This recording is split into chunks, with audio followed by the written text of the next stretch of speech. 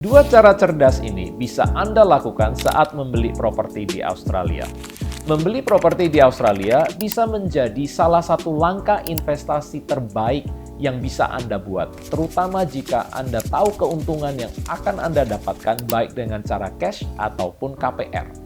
Dengan pembayaran cash, Anda dapat menghindari bunga yang tinggi. Sementara KPR memberi Anda kesempatan untuk membeli properti dengan modal yang minim dan mempertahankan likuiditas untuk peluang investasi lainnya. Dan di sini kita akan bersama-sama mengeksplorasi keuntungan-keuntungan dari kedua cara ini, sehingga Anda bisa memilih strategi yang paling menguntungkan bagi masa depan finansial Anda. Keuntungan membeli dengan tunai. Yang pertama, proses settlement lebih mudah dan cepat karena tidak melibatkan pemberi pinjaman.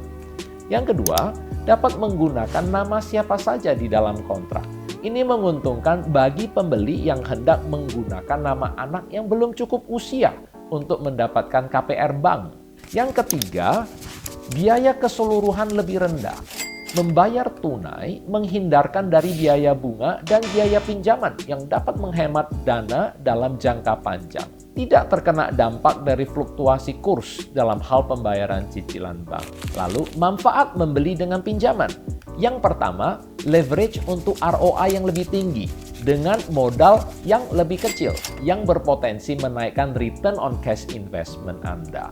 Yang kedua, keuntungan rental income tax. Bunga pinjaman pada properti investasi di Australia dapat mengurangi rent income tax karena di Australia rental income tax dihitung dari net setelah potong semua biaya termasuk biaya bunga pinjaman. Yang ketiga, memanfaatkan term pinjaman yang cukup lama. Di Australia masa pinjaman KPR bisa mencapai 30 tahun. Sehingga cicilan bulanan tidak terlalu besar yang tentunya memudahkan pembelian properti di Australia. Sekalipun mendapat masa pinjaman 30 tahun, itu bisa dilunasi lebih awal tanpa ada penalti.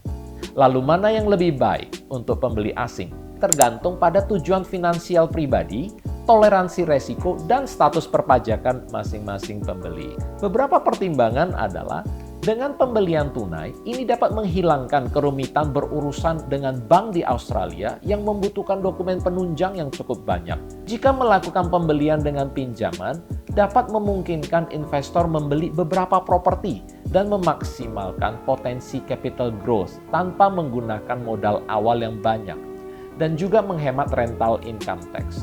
So, membeli properti dengan cash atau KPR, keduanya memiliki keuntungan dan tantangan masing-masing. Kedua metode ini perlu dipertimbangkan secara matang. Ingat, keputusan yang tepat hari ini bisa membuka peluang investasi yang besar di masa depan. Hubungi iSale Property sebelum mengambil keputusan untuk membeli properti di Australia.